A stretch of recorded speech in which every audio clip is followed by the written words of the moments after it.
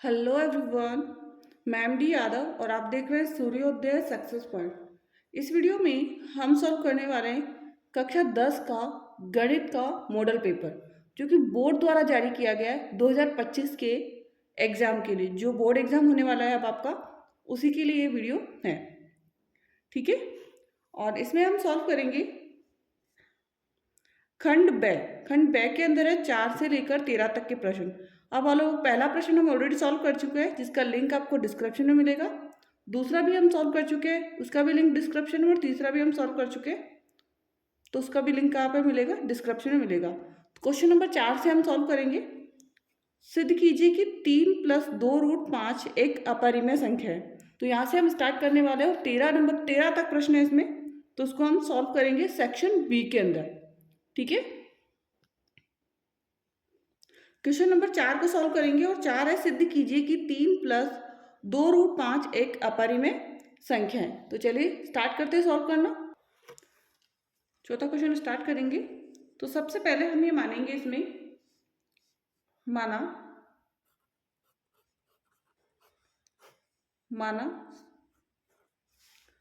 3 + 2√5 एक, यहाँ पे दिया हुआ अपरिमेय, हमें मानना है परिमेय संख्या। परिमेय संख्या है।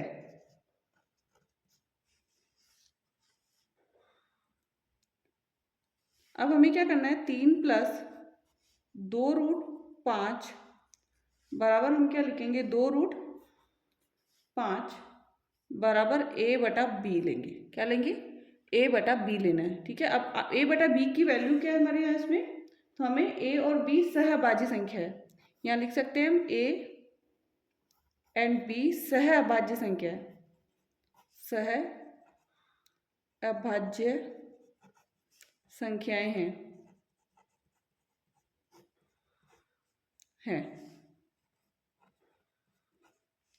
ठीक है ना। अब ये 3 प्लस में इधर आके किस में हो जाएंगे? माइनस में हो जाएंगे। तो हमारे पास बचेगा 2√5 बराबर a/b -3। ठीक है, 3 प्लस में था, किस में हो गया? माइनस में हो गया। 2√5 बराबर b को 3 से गुणा करेंगे तो a-3b/b, और ये जो 2 इधर है वो किधर आ जाएगा? यहाँ पर 2b। तो हमारे पास आ गया √5 बराबर a-3b/2b। ठीक है, तो ये चीज़ हमारे पास आ गई। अब चूंकि a और b, आगे क्या लिखना है हमें? इतना आपको ऐसे कैसे ध्यान रखना है? चूंकि a एंड b पूर्णांक है। क्या है? a और b पूर्णांक है, इसलिए a-3b/2b एक परिमेय संख्या है। अतः क्योंकि ये √5 इसके बराबर है, तो अतः √5 एक परिमेय संख्या है। लेकिन यह परिणाम हमारी गलत कल्पना के कारण प्राप्त हुआ है। अतः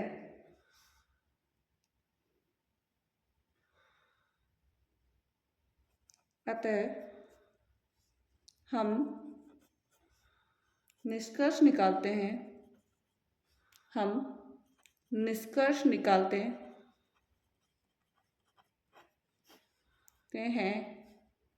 कि 3 + 2√5 एक अपरिमेय संख्या है। ठीक है, तो ये हो गया हमारा जो 4th नंबर क्वेश्चन था वो कंप्लीट हो गया। तो इसको ऐसा कैसा याद रखना है आपको। नेक्स्ट जो प्रश्न है हमारा दूसरा प्रश्न है इसका, मतलब 5वां नंबर, चौथा हमने कर लिया, 5वां हम करेंगे। और 5वां है बहुपद x² - 3 के शून्य ज्ञात कीजिए और शून्यांकों तथा गुणांकों के बीच के संबंध की सत्यता भी हमें क्या करनी है, जांच करनी है। सबसे पहला शून्यांक निकालेंगे, तो x³ - 3 के शून्य जो है वो होंगे x² है यहाँ पर, x - √3, इसके गुणनखंड निकालेंगे पहले। तो ये गुणनखंड निकले और x + √3, ठीक है ना। और कौन से सूत्र से निकलेंगे ये, यहाँ पे सूत्र भी लिख देते हैं हम कि a² - b² = a - b और a + b। तो एक बार प्लस में लिखना और एक बार माइनस में लिखना है। तो x - √3, अब √3 कैसा है, क्योंकि यहाँ केवल 3 है और जब √3 को स्क्वायर करेंगे तो हमारे पास क्या निकल जाएगा, 3, मतलब दोनों की वैल्यू 1 है। तो अब √3 का स्क्वायर हो गया, तो यहाँ पे भी √3 आ गया और यहाँ पे भी √3 आ गया। अब हमें शून्यक चाहिए इसके, तो शून्यक क्या होंगे, -3 है यहाँ पर, तो यहाँ हो जाएगा x बराबर प्लस के √3, और यहाँ क्या है, प्लस के √3 है, तो यहाँ पे आ जाएगा x बराबर माइनस के √3। तो दो शून्यक आ गए, +3 और √3। अब हमें क्या करना है, शून्यांकों का योग, शून्यकों का योग करना है। शून्यंकों का योग होगा alpha a + b, alpha plus beta, alpha plus beta मतलब √3 प्लस माइनस का √3। तो ये तो कट जाएगा, तो उसकी वैल्यू क्या है, 0, और नीचे हम मान लेंगे कि 1 है, और ये वैल्यू है -b/a की। तो b पे तो कोई वैल्यू है नहीं, मतलब सही है, और a पर क्या है, 1 है, मतलब सही है। ठीक है, एक और इसमें हमें निकालना होगा, और वो है शून्यांकों का गुणनफल, शून्यकों का गुणनफल, और शून्यकों का गुणनफल होगा अल्फा × बीटा बराबर, तो √3 × -√3 गुणा करेंगे तो माइनस का 3 आएगा और -3/a, और ये वैल्यू है c/a की। तो c की जो वैल्यू है वो -3 आ गई, ठीक है ना, और a की वैल्यू क्या हो गई, 1 आ गई। तो ये सॉल्व हो गया हमारा, इतना ही आपको इसमें सॉल्व करना है। एंड नेक्स्ट अब हम करेंगे 6 नंबर प्रश्न, और 6 नंबर प्रश्न है इसका, 6 प्रश्न है, 2 अंकों की एक संख्या एवं उसके अंकों को उलटने पर बनी संख्या का योग 66 है। यदि संख्या के अंकों का अंतर 2 हो तो संख्या ज्ञात कीजिए। ठीक है, 7वां प्रश्न भी देख लेते हैं इसका। यदि किसी एपी के प्रथम 14 पदों का योग 1050 है तो इसका प्रथम पद 10 है, तो 20वां पद ज्ञात करना है। 2 क्वेश्चन हम सॉल्व कर रहे हैं, 6ठा करना है और 7वां, नेक्स्ट भी करेंगे 8वां। 6ठा प्रश्न स्टार्ट करेंगे। सबसे पहले 2 अंकों की एक संख्या, 2 अंकों की संख्या करनी है, तो 2, तो इसमें लेंगे माना इकाई का अंक तो x है, और दहाई का अंक क्या हो जाएगा, y। इकाई का हमने x माना, दहाई का हमने y माना, तो संख्या हमारी बनेगी, दहाई का 10 है ना, तो 10y + x, संख्या बन गई 10y + x। अब आगे संख्या एवं उनके अंकों को उलटने पर, अंकों को उलट दीजिए, अंकों को उलटने पर संख्या क्या बनेगी, x इधर आ जाएगा मतलब 10x प्लस वाई आ जाएगा। संख्या अंक उलट गए, 10y प्लस x था और यहाँ पे 10x प्लस वाई आ गया। पर बनी संख्या का योग 66 है। अब दोनों का योग क्या है? 66 है, मतलब योग करना है। यहाँ पे हम लिखेंगे प्रश्नानुसार, प्रश्नानुसार। तो अब हम दोनों को जोड़ेंगे, 10y plus x plus 10x plus y बराबर 66। हो गया यहाँ तक? आगे अब 10y और x, 10 और 1 11x और यहाँ पे प्लस 11y बराबर 66। 11 सब में से कॉमन ले लेंगे तो हमारे पास बचेगा x प्लस वाई बराबर 6। पहला समीकरण बन गया हमारा, x प्लस वाई बराबर 6। नेक्स्ट है संख्या के अंकों का अंतर 2 है। अंकों का अंतर x माइनस वाई बराबर कितना है? 2 है। x माइनस वाई बराबर 2। तो ये हमारा हो गया थर्ड समीकरण। सेकंड समीकरण अब सॉल्व करना है इसको। समीकरण 1 व 2 से, तो x प्लस वाई बराबर 6, x माइनस वाई बराबर 2। ये तो कट हो जाएगा, यहाँ पे आ जाएगा x और x 2x बराबर 6 में से 2 गया तो कितना आ जाएगा? यहाँ पे x और x ये कट हो जाएगा, माइनस कर रहे हैं ना, और यहाँ प्लस होगा, माइनस माइनस प्लस तो 2y, और यहाँ 6 में से 2 गया कितना आएगा? 4। ठीक है, 6 में से 2 गया कितना आएगा? 4। तो y इज इक्वल टू 4/2। तो 2 दूनी 4, y की वैल्यू कितनी आ गई? 2। अब y का मान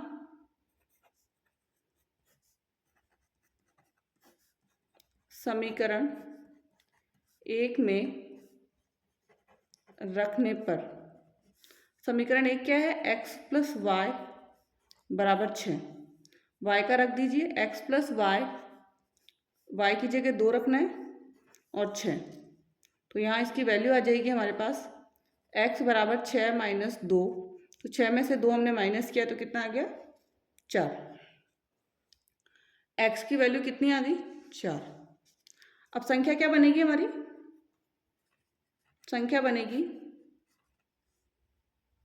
10 इंटू वाई मतलब 2 है, प्लस 4। 10 दूनी 20, 20 में 4 जोड़ा 24। ठीक है ना, 24 आ गया आंसर तो हमारा। लेकिन उसमें पूछा है कि ऐसी संख्या कितनी है, तो 2 हो जाएगी। कितनी संख्या हो जाएगी? क्योंकि 24 भी हो सकती है और 24 के बाद में 42 भी इसका आंसर हो सकता है। 24 भी हो सकता है और क्या हो सकता है? 42। तो 2 संख्या, 2 संख्या। ठीक है ना, तो ये कंप्लीट हो गया। नेक्स्ट अब हम करेंगे इसका 7वां प्रश्न। और 7वां प्रश्न है इसका, यदि एपी के प्रथम 14 पदों का योग, एपी के प्रथम 14 पदों का योग 1050 है तथा इसका प्रथम पद 10 है, तो 20वां पद ज्ञात कीजिए। ठीक है ना, क्या क्या दे रखा है वो हम लिख लेते हैं। प्रथम पद दे रखा है 10, n बराबर दे रखा है 14 और Sn बराबर दे रखा है हमें कितना? 1050। सबसे पहले हम निकालेंगे डी हमको इसमें निकालना है, तभी हम 20वां पद निकालेंगे। ठीक है ना, हमारा सूत्र इसमें लगेगा Sn बराबर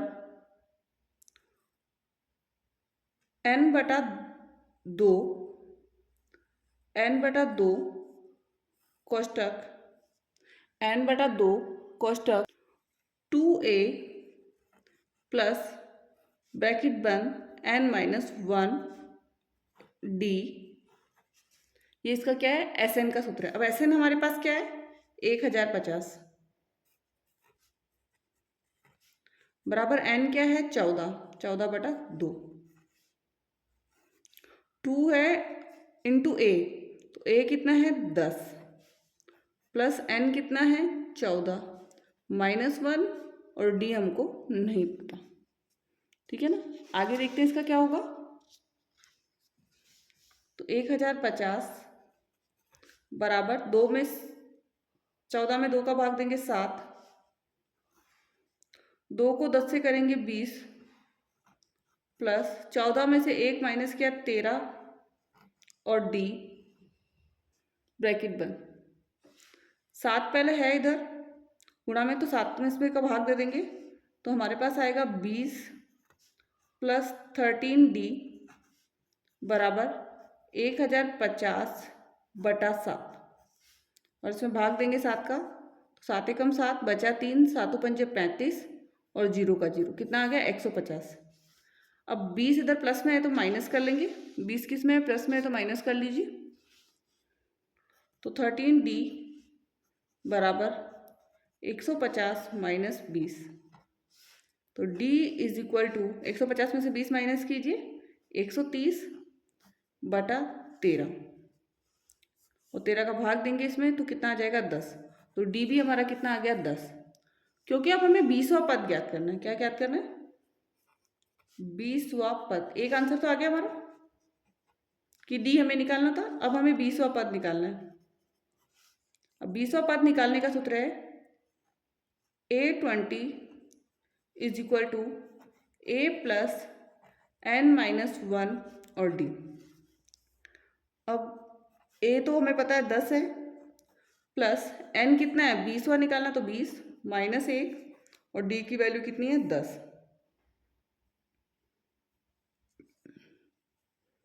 तो 10 इधर आ जाएगा।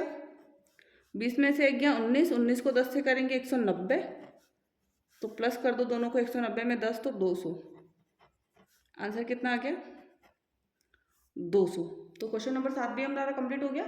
नेक्स्ट हम करने वाले हैं क्वेश्चन नंबर 8। क्वेश्चन के अंदर दी गई आकृति हमारे पास, दी गई आकृति में त्रिभुज ODC, ODC, ठीक है, ODC समरूप है त्रिभुज OBA, OBA, ठीक है, और इसमें दे रखा है कोण BOC 125 है, BOC 125 डिग्री हो गया, और कोण COD बराबर 70 डिग्री, कोण CDO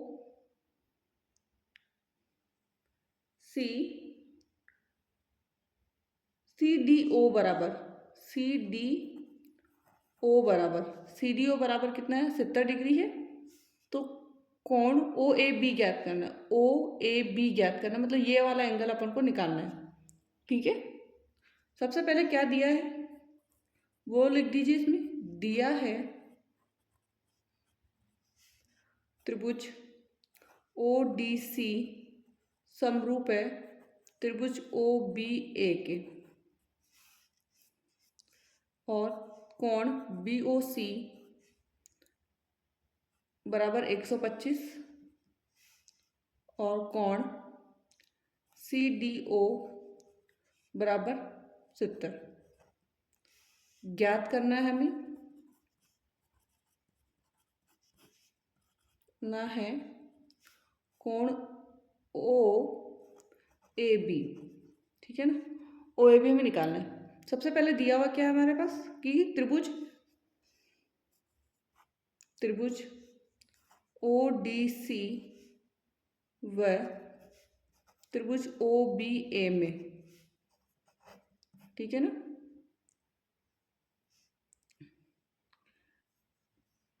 कोण O बराबर O हो जाएगा, ठीक है ना, D बराबर B होगा, तो ये जो D वाला जो एंगल है वो किसके बराबर होगा B के, कोण D बराबर कोण B, एंड कोण C बराबर कोण A, C बराबर A, यहाँ से C बराबर A, O बराबर O, D बराबर B और C बराबर A, तो कोण C बराबर A। और इसके अंदर जो प्रमेय आपकी लगी हुई है वो है त्रिभुज, क्योंकि दोनों त्रिभुज समरूप है ना, तो समरूपता नियम से कि यदि कोई दो त्रिभुज समरूप है तो उसके जो कोण होते हैं, संगत कोण क्या होते हैं, बराबर होते हैं। अब हमारे पास देखो यहाँ पर है डी दे रखा है 70। यदि हम सी निकालना है तो हमारे पास ए आ जाएगा। सी कैसे निकालेंगे? तो सबसे पहले हम निकालेंगे इस कोण की वैल्यू। ये हमारे पास है डी ओ सी। तो त्रिभुज कोण डी ओ सी प्लस कोण बी ओ सी बराबर 180। ठीक है ना, बराबर 180। तो डी ओ सी तो हमें पता नहीं है, बट हमें पता है कि बी ओ सी 125 है। तो कोण D O C is equal to 180। इसकी वैल्यू कितनी है? 125 माइनस 125। तो माइनस करने पर कितना आंसर आया? 10 में से 5 गया 5 और 7 में से 2 गया 5। 7 में से 2 गया 5, 55 आ गया, 55 डिग्री। ठीक है ना, तो डी ओ सी बराबर 55 आ गया। अब हमें निकालना है सी का। तो सी का निकलेगा, या हम कह सकते हैं D C O, O C D, O C D is equal to 180 minus 70 plus 55, minus 70 plus 55। तो O C D is equal to 180 minus 70 में से प्लस, दोनों को प्लस करके माइनस कर दीजिए। तो 5 और 5 और 7 12, 125 आया। माइनस कीजिए 125, उसका भी कितना आ गया? 55।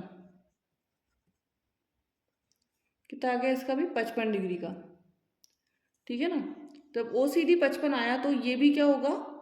55 ही होगा। मतलब कोण A O C D is equal to कोण ओ ए बी समरूप त्रिभुज के संगत कोण बराबर होते हैं। तो कोण ओ ए बी बराबर 55 डिग्री। कितना आ जाएगा? 55 डिग्री। ठीक है ना, नेक्स्ट अब हम करेंगे इसका 9th वाला प्रश्न। और 9th जो प्रश्न है वो है, बिंदु ए बराबर 2 माइनस 2 और बी बराबर -7 और 4 को जोड़ने वाले रेखाखंड को समत्रिभाजित करने वाले बिंदुओं के निर्देशांक ज्ञात कीजिए। समत्रिभाजित करने वाले बिंदुओं के क्या ज्ञात करने हैं? निर्देशांक हमको ज्ञात करने हैं। तो चलिए स्टार्ट करते हैं इसका भी। सबसे पहले हम एक रेखाखंड बना लेते हैं। तो हमारा एक रेखाखंड बनाया हमने यहाँ पर, और इसको हमने नाम दिया ए और बी। और इसका अनुप है 2 माइनस 2 और इसका है -7 और 4। ठीक है ना,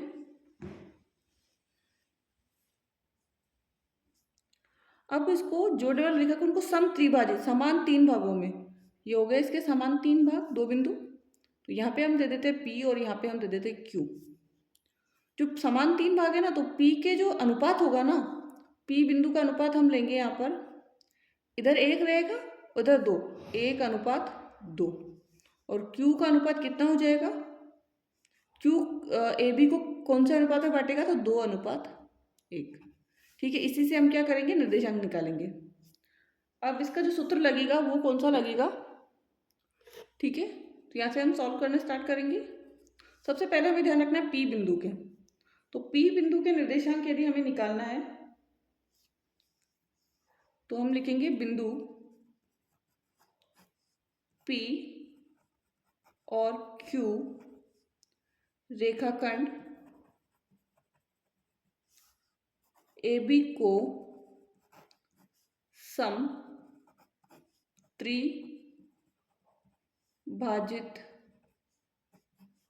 करते हैं। ठीक है ना, अब हम निकालेंगे P के निर्देशांक। पी के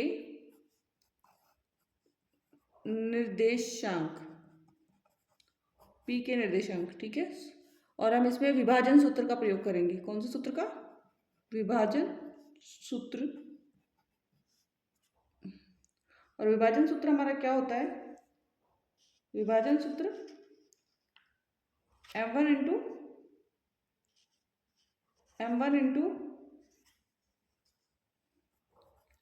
m1 और x2 प्लस m2 और x1 बटा m1 प्लस m2, ठीक है।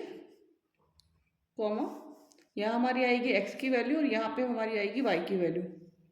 उधर है हमारे पास m1 y2 प्लस m2 और y1 बटा m1 प्लस m2, यहाँ पे भी m2 आएगा।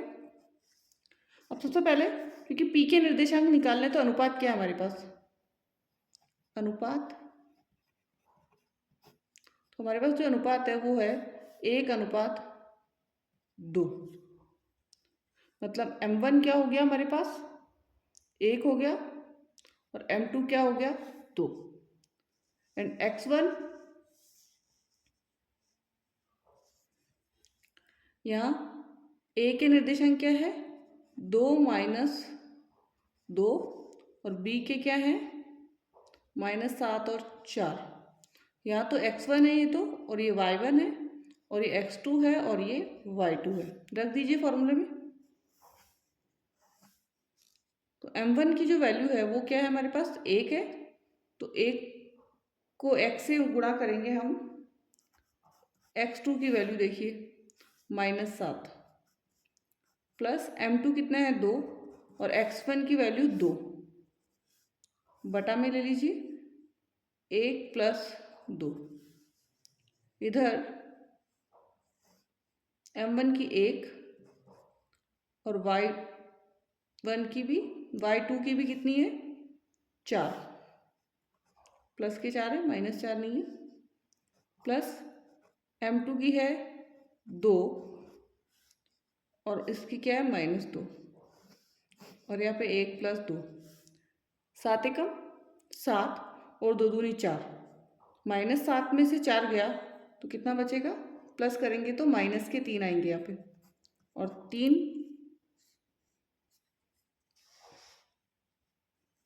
तो आंसर कितना आया इसका? -1।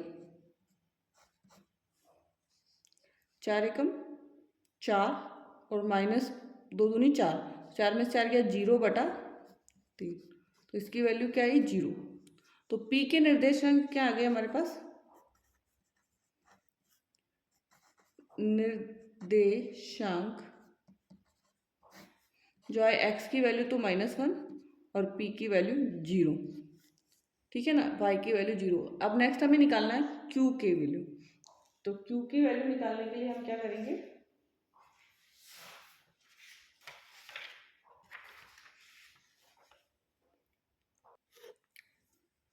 q के निर्देशांक,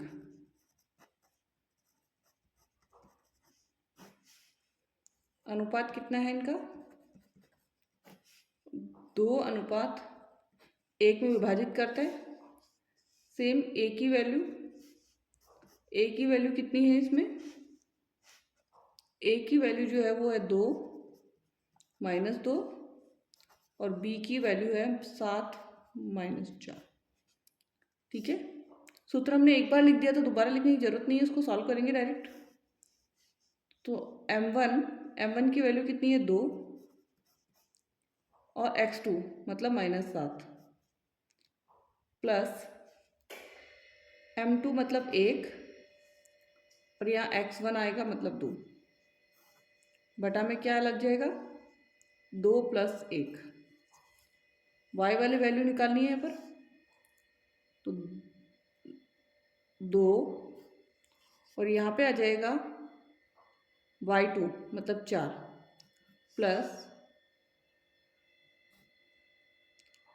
1 इंटू -2 बटा कितना आएगा, 2 + 1, 2 सत्ते 14, मतलब -14, और 2 एकम 2, 2 और 1 3, 2 चौक 8, प्लस 2 एकम 2, और यहाँ पे प्लस माइनस माइनस हो जाएगा, 2 एकम 2, 2 और 1 3, तो माइनस प्लस माइनस 14 में से 2 गया तो -12/3, इधर 8 में से 2 गया तो 6/3, तो आंसर कितना आएगा, 3 चौक 12, -4, और 3 दूनी 6, मतलब 2, तो यहाँ तो -4 और 2 आ गया, तो हमारे जो Q के निर्देशांक होंगे वो क्या हो जाएंगे, Q के निर्देशांक जो है वो -4 और 2 है। क्या है, -4 और 2 है। ठीक है, तो ये कंप्लीट हो गया हमारा। पी के भी निकाल लिए अपन ने, और क्यू के हमारे कितने आ गए थे, -4 और 2। Next question 10 number. Question number 10, यदि tan a + b बराबर √3 और tan a - b बराबर 1/√3 हो तो a और b का मान ज्ञात कीजिए। a और b का हमें क्या ज्ञात करना है, मान ज्ञात करना है। ठीक है, तो सबसे पहला हमारे पास जिसमें दिया हुआ है tan a + b = √3। अब आपको सारणी में जाके देखना है कि √3 tan में किसकी वैल्यू होती है, तो tan की वैल्यू में जो √3 होती है ना, वो जो वैल्यू होती है वो होती है tan 60 की। कितनी होती है, तो यहाँ पे हम लिखेंगे tan 60। अब इस tan से tan कट जाएगा तो हमारे पास बचेगा a + b = 60, और ये हमारा पहला समीकरण बन गया। ठीक है, नेक्स्ट हम क्या करेंगे, tan a - b = 1/√3। ठीक है, तो 1/√3 कौन से में है, tan a - b = 1/√3 की जो वैल्यू है वो tan 30 की है, tan 30। अब tan से tan कट गया, यहाँ पे बचा a - b = 30 और समीकरण 2। अब यही सॉल्व करते हैं इसको भी। समीकरण 1 व 2 से, तो a + b = 60 और a - b = 30, तो माइनस करना है हमें, तो ये a में से a कट हो जाएगा, यहाँ पे प्लस माइनस माइनस क्या हो जाएगा, प्लस, तो 2b आ जाएगा इधर, 60 में से 30 गया तो 30, तो b की वैल्यू कितनी आ जाएगी, 15। 2 का भाग देंगे तो कितना आ जाएगा, 15। अब b का मान समीकरण 1 में रख दीजिए। b का मान समीकरण 1 में रखने पर, अब समीकरण 1 में हम रखेंगे तो a + b = 60, तो a बराबर तो ठीक है, प्लस b = 15 और 60, तो a = 60 - 15, तो 60 में से 15 गया 45, आंसर गया 60 में से 15 गया, क्या आ गया आंसर, 45। ठीक है, अब नेक्स्ट करेंगे 11 नंबर क्वेश्चन। अब क्वेश्चन नंबर 11 है कि 1.5 मीटर लंबा एक प्रेषक एक चिमनी से 28.5 मीटर की दूरी पर है।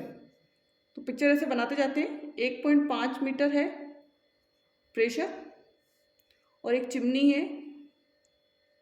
जिससे वो 1.5 का है ये, और दूरी कितनी है इन दोनों के बीच में, 28.5 है। ठीक है ना, 28.5 है।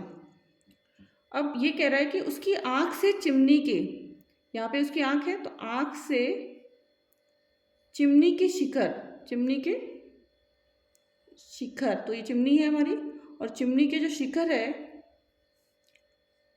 उसका जो कोण है वो कितने डिग्री का है, 45 डिग्री का है। कोण कितने डिग्री का है, 45 डिग्री का है, ठीक है ना। तो चिमनी की ऊंचाई बतानी है हमें, चिमनी की पूरी ऊंचाई निकालनी है, ये वाली हमें चिमनी की ऊंचाई निकालनी है, ठीक है ना। तो इसको हम दे देते हैं यहाँ पर ए, यहाँ हम दे देते हैं बी, और यहाँ हम ई ले लेते हैं, इसको नाम क्या दे देते हैं, ई, और यहाँ हम दे देते हैं डी, और यहाँ पे हम दे देते हैं सी। तो चलिए स्टार्ट करते हैं। दिया क्या है पहले यहाँ पे, यहाँ ए बी तो चिमनी है, ए बी क्या है, ए बी चिमनी है, सी डी प्रेषक है, ये जो सी डी है वो क्या है, प्रेषक है, तथा कोण ए डी ई, कोण ए डी ई उन्नयन कोण है, उन्नयन कोण है, ठीक है ना। अब ए बी जो है हमारे पास, उसके बीच में एक बिंदु है हमारे पास ई, ए बी बराबर ए ई प्लस बी ई, या ए की तो वैल्यू हमारे पास है, लेकिन जो ये बी ई है ना वो 1.5 ही होगा, इसके बराबर क्या होगा, 1.5, तो प्लस 1.5 मीटर।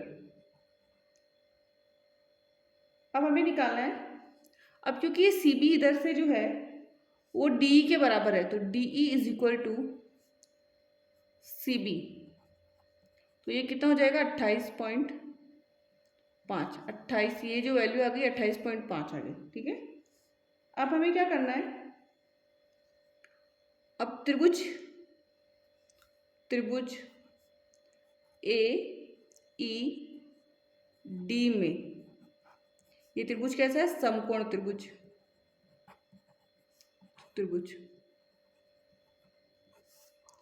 तो इसमें हम लेंगे ए ई बटा डी ई, तो 10,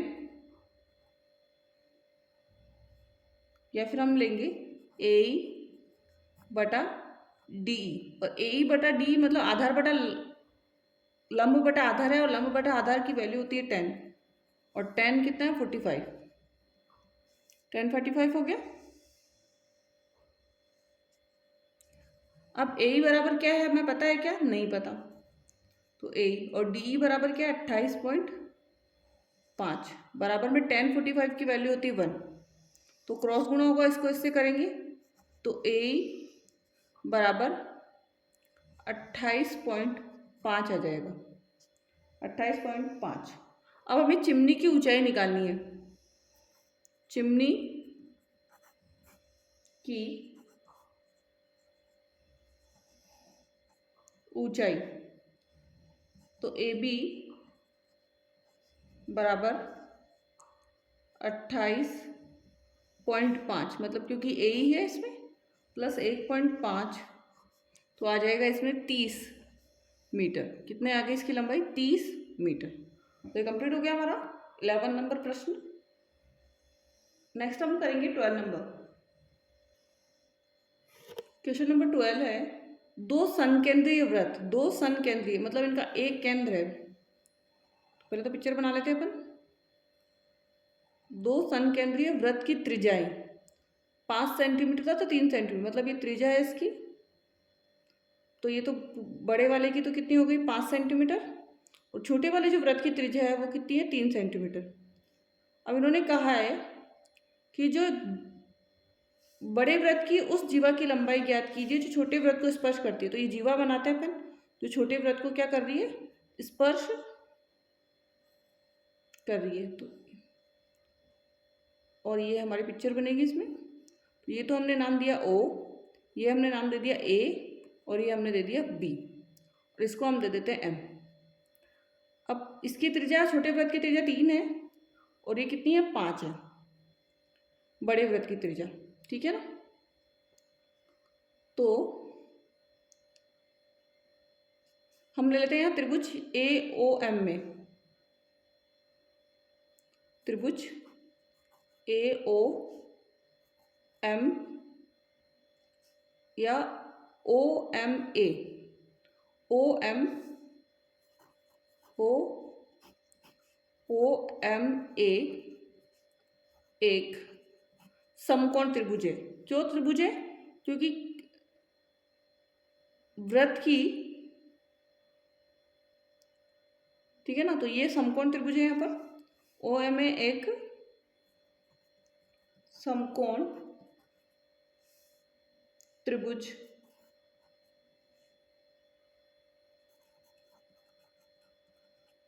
है।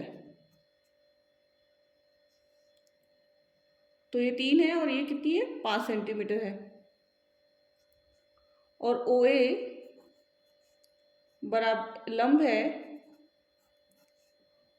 ओ एम लंब है किस पर, ए बी पर।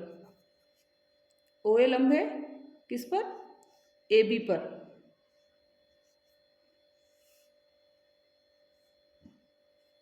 अब हम लेंगे त्रिभुज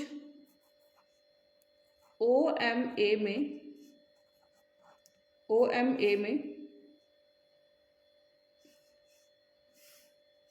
ए M square is equal to A O square minus O M square. तो A M is equal to root A O कितना है, 5 का स्क्वायर और 3 का स्क्वायर आ जाएगा, तो 5 में 25 और 3 3 का 9, तो 25 में से 9 गया तो कितना आ गया, 16। तो A M is equal to 16 का कितना आ जाएगा, 4। 16 का कितना निकलेगा, 4। मतलब A M is equal to कितना आ गया, 4 सेंटीमीटर। ठीक है ना। अब हमें निकालना है ए बी की value. A B is equal to 2 into A M, और इसका प्रमेय लगती है इसके अंदर कि केंद्र से किसी जीवा पर डाला गया लंब जीवा को समद्विभाजित करता है। केंद्र से किसी जीवा पर डाला गया लंब जीवा को क्या करता है, समद्विभाजित करता है। तो 2 इंटू 4, आंसर कितना आ जाएगा, 2 चौक 8। तो ए बी की जो वैल्यू है वो कितनी आ गई, 8। नेक्स्ट अब हम करेंगे क्वेश्चन नंबर 13। क्वेश्चन नंबर 13, त्रिज्या 12 सेंटीमीटर वाले एक वृत्त की कोई जीवा केंद्र पर 120 डिग्री का कोण अंतरित करती है। एक बनाते हैं त्रिज्या, ये जीवा है जो केंद्र पर कितने डिग्री कोण बना रही है, 120 डिग्री का कोण बना रही है। ए बी हमारी जीवा हो गई और ए ओ केंद्र हो गया। 12 सेंटीमीटर त्रिज्या वाले एक वृत्त की कोई जीवा केंद्र पर 120 डिग्री का कोण अंतरित करती है। संगत वृत्तखंड का क्षेत्रफल देखो, तो ये होता है इसका वृत्तखंड, इसका हमें क्या निकालना है, क्षेत्रफल निकालना है। तो वृत्तखंड का क्षेत्रफल निकालने का जो सूत्र होता है वो होता है 30 नंबर क्वेश्चन है, त्रिज्या 12 सेंटीमीटर वाले एक वृत्त की कोई जीवा केंद्र पर 120 कोण बनाती है। हमने देख लिया 120 का कोण बना रही है यहाँ पर करती है, और संगत वृत्तखंड का क्षेत्रफल ज्ञात करना है ना। तो संगत वृत्तखंड का क्षेत्रफल होता है संगत सूत्र, संगत वृत्तखंड का क्षेत्रफल क्या होता है, ये वाला क्षेत्र इसका निकालना है। हम यहाँ पे कोई बिंदु ले लेते हैं, जैसे वाई ले लिया अपन ने, तो हमें ए वाई बी या ए बी वाई का क्षेत्रफल निकालना है। ठीक है ना, ए वाई बी का क्षेत्रफल। तो इससे हमें क्या करना पड़ेगा कि ओ ए वाई बी का क्षेत्रफल माइनस होगा इसमें से ए ओ बी का क्षेत्रफल, त्रिभुज ओ ए बी का क्षेत्रफल। ठीक है ना।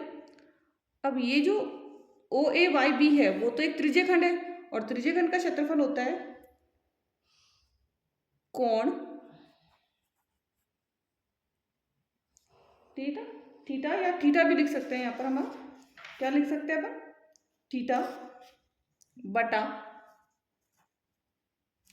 360 इंटू पाई आर का square minus O A B का क्षेत्रफल, ये एक समद्विबाहु त्रिभुज है क्योंकि त्रिज्या बराबर है। समद्विबाहु त्रिभुज का क्षेत्रफल होता है आर स्क्वायर बटा 2 और इंटू रूट, या फिर हम लिख सकते हैं √3/2 और आर का स्क्वायर। √3/2 आर का स्क्वायर जो होता है वो समद्विबाहु त्रिभुज का क्षेत्रफल होता है। और ये हमारी जो त्रिज्या है वो कितनी है, 12 सेंटीमीटर है। तो चलिए स्टार्ट करते हैं। थीटा कितने डिग्री का है, 120 डिग्री का। तो 120/360 इंटू पाई का मान यहाँ पे हम ले लेते हैं 3.14, आर का मान है 12 इंटू 12 माइनस √3/2, आर का मान है 12 इंटू 12। काटेंगे 120 एकम 120 और यहाँ पे आ जाएगा 3, फिर 3 चौक 12। ठीक है ना। यहाँ 2 से 12 काटेंगे, 2 छक्के 12।